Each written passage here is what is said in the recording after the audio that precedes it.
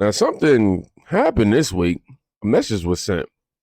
It wasn't whispered nor hinted at. It was a real message. And the moment Trump said it, everything around it snapped into motion. Clips resurfaced, veterans spoke out, old interviews came back, new stories broke, and suddenly one name kept sitting in the center of the storm. Ilhan Omar. Let's break this down step by step because every clip today is part of the domino chain. Hi, sir. Sure. Hi. What do the Somalians have to do with this Afghan guy who shot the national? Nothing, but Somalians have caused a lot of trouble. They're ripping us off for a lot of money. There's a tremendous amount of money going back to Somalia. What the hell are we paying money to Somalia for? But they're ripping off our country at a level that few people have been able to see before. That's about the only thing. You talk about competence. We have Ilhan Omar, who does nothing but complain about our country and our Constitution. And she comes from a country with practically no country. It's devastated, it's crime-ridden, it's a mess, it's a disgrace. And we took their people at a tremendous... We're not taking their people anymore. We're not taking their people. And we're getting a lot of their people out because they're nothing but trouble. Okay, thank you very much, everybody. Go ahead. Can I ask you a question about this asylum claim? Hi, sir. Oh, my gosh. Now, this was the spark. There wasn't no policy language, not political wording. Straight to the point. Sharp message. He wasn't talking about immigration. He wasn't he wasn't just talking about immigration, rather. He also wasn't just talking about the fraud. He was talking about something even bigger than that. What happens when two completely different worlds collide inside of the same country? And right after this clip went viral, something else stepped in. I just got done listening to Ilhan Omar talk about how horrible and terrible and dirty and everything else that this country is. Denigrating this country, denigrating half of the people in it. This country has been very kind, benevolent, and gracious to her and countless others. We gave her asylum. We gave her a place to live. We gave her an education. We gave her a pathway to become a sitting United States congressman. But to me, it goes deeper than that. See, I'm an Iraq and Afghanistan veteran. I was 22 years old when those planes flew into those buildings, and me and thousands of other young men across this country answered the call to go over there and combat this evil that was on our shores, that had finally hit us. And what we were told over and over again is that we go over there and we fight them over there, we will not have to fight them here. And now here we are. We're retired. We're out. We're ready to start pursuing a life of our own. And what does this country do to that enemy that we went over there and we fought to keep over there because that's what we were told? We kissed our families goodbye. I watched my wife cry while I got on that bus to go to the airport or go to the airfield. I watched my son cry because he didn't know if or when he was going to see me again. And then I come home. I've been retired for 8 years. And I come home and what are we seeing? We're seeing entire communities being taken over by the very people that we fought to keep off of our shores. Dearborn Mission is completely freaking taken over. Now we have mosques in Minnesota, Texas, Missouri, all over the country, promoting Sharia law. Do we really have to tell people that Sharia law is incompatible with the United States Constitution? We were told that if we fought them over there, we would not have to fight them here. But what do we have? What did you do? You elected it mayor of New York. You gave it Senate seats in Minnesota. Now I want you to turn around. I want you to find an Iraq and Afghanistan veteran somewhere around you, and I want you to look them in the eye and tell them why they should not feel betrayed. Do it. I dare you. Now, this right here changed the tone of the entire conversation. It's not an activist. It's not a pundit. It's a veteran. And he said out loud what a lot of people never articulate. How do we go from fighting overseas to coming home and feeling like the battle has moved here? Again, not persuasion. Just the emotion of a man who lived the timeline himself. And here's why this clip matters. Because it connects to something said years earlier that suddenly became relevant again. But you say there's no debate about whether Trump's a racist, and a lot of people would agree with you on that. And in fact, there's been an explosion in the number of anti-Muslim, far-right, white nationalist groups in the US over the past couple of years. Your own state of Minnesota experienced a record number of anti-Muslim incidents in 2016. You yourself, I believe, just a few weeks after your election victory, I think you had a cab driver call you filthy and ISIS and threaten to remove your hijab. How much do you hold Trump and the rise of Trump responsible for this explosion of US Islamophobia? Oh, I would actually come very short of holding them exclusively responsible for the rise. I think when you demonize and dehumanize, it is easy for people to commit acts of violence against those individuals, because they no longer see them as a person, as someone who has feelings, who's worthy of respect.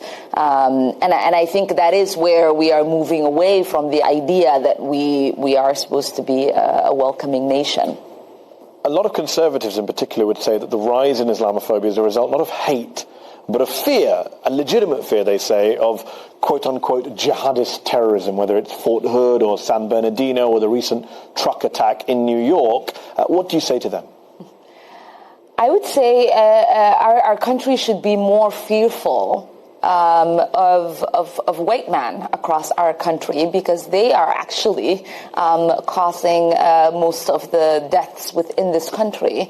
And so if fear was the driving force of policies to keep America safe, Americans safe inside of this country, we should be profiling, monitoring, and creating policies to fight the radicalization of white men.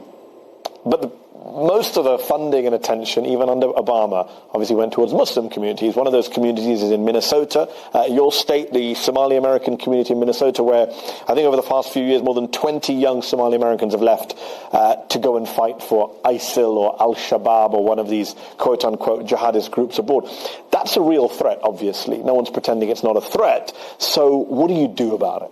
Yeah, but I mean, I think, like I said, the focus of our policies should be about keeping Americans safe, keeping us domestically safe, and where we actually find a solution is looking at our foreign policy, looking at how we are engaging with the members of these communities, and the kind of rhetoric, right, like that is being spewed out of leaders within our city halls, within our state capitals, and within our nation's capital. Some would say that's true. There's some really bad rhetoric coming from politicians, security leaders, etc. But also a lot of bad rhetoric coming from Muslim community leaders, imams, etc. Right. Is that fair? I think both of those statements could be true, and I think it just goes to show what happens when you have segments within communities that are using fear and hate to mobilize their base. And it is important for us to actually have a conversation about what kind of communities we are trying to build and what this nation actually stands for. In an interview Now, this clip didn't resurface by accident. People started connecting the dots, right? A veteran reacting now paired with the statement made then. Two moments separated by years, but when you place them next to each other, you can feel the friction between two different visions and versions of America.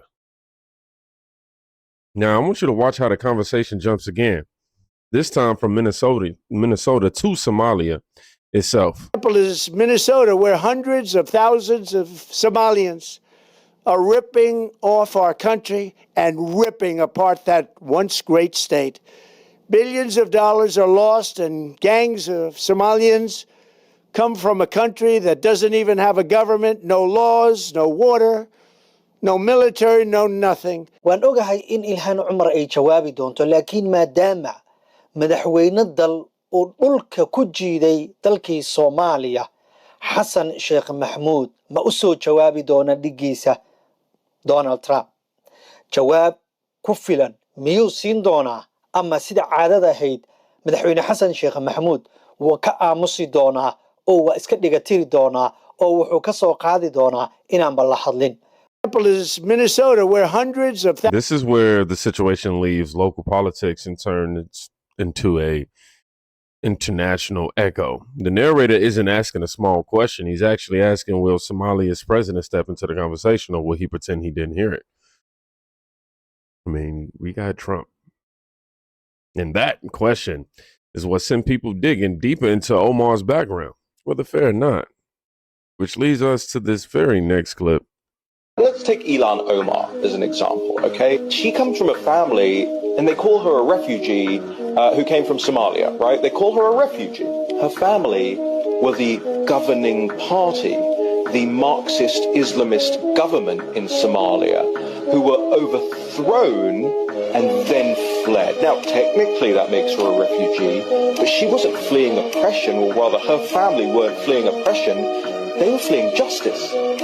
They were fleeing their own people, holding them to account for the dictatorship that they had established. So you have people like the Omar family, and what do? Do they come to America and see America and go, okay, this is pretty cool. They're not oppressing each other. Let's be part of this. No, they go, hey, how can we oppress them? You know, how can we bring Marxism to America? That's the thought process, and it may be a passive thought process, but it's the thought process. Let's take Ilhan Omar as an example. Now, these claims are highly debated, and I haven't been able to personally fully verify them. But the reason they resurface is the story itself. When tensions rise, people look backwards, okay? They look for origins, ties, context, whether someone agrees with the claims or rejects them. The clip adds another layer as to why the conversation around Omar intensified so quickly. And while that debate was happening, Trump delivered another message. Woohoo. Minnesota, where hundreds of thousands of Somalians are ripping off our country and ripping apart that once great state. Billions of dollars are lost, and gangs of Somalians come from a country that doesn't even have a government, no laws, no water, no military, no nothing. As their representatives in our country preach to us about our Constitution and how our country is no good. We're not going to put up with these kind of assaults on law and order by people who shouldn't even be in our country. We must now re-examine every single alien who is in Minnesota, where hundreds of thousands of Somalians. This clip right here, man, came part of the same storm, because now every new headline, every resurface moment, and every debate about immigration or loyalty or fraud was orbiting the same person. And then right in the middle of all this, a completely different story broke in Texas, y'all. And it poured gasoline on everything.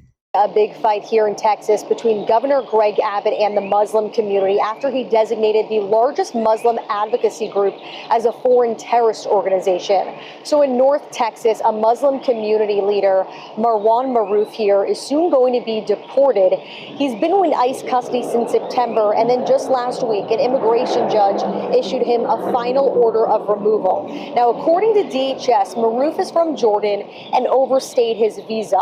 They shared, quote, Maroof was denied a lawful permanent resident visa due to his involvement with a foundation that provided material support for Hamas, a designated foreign terrorist organization. The Council of American Islamic Relations, known as CARE, has been fighting for Maroof's release, describing him as a pillar of the community. Well, Texas Governor Greg Abbott responded to this on X. He said, quote, this is another example of CARE Texas's support for Hamas and terror. Abbott designated the Muslim Brotherhood and CARE as foreign terrorist organizations. This had nothing to do with Minnesota, by the way. Nothing to do with Ilhan Omar. But it hit the timeline at the exact moment this entire conversation was exploding. So people started weaving it together as part of the as part of a bigger thing: immigration enforcement, deportations, terror designations, national security, government responses. Suddenly, the conversation wasn't about one clip anymore. It became a board full of red strings, with every clip landing in the same week, rather. The same timeline, the same energy. So here's what we left with. A message from Trump, a reaction from a veteran, a resurfaced interview, questions between nations, debate about background, old speeches returning, and new ICE actions unfolding. Not persuasion, none of that. I'm just here to deliver the news. Just showing you how in less than 72 hours, 7 separate events locked into the same storyline, right? And creating the moment that felt way bigger than any one clip could. Now, if you made it to the end of this video, what do I want y'all to write? What do I want y'all to write? Deport immediately. That's what I want y'all to write. Y'all be safe. Go check on a friend today. You can quite literally be saving their life. Peace.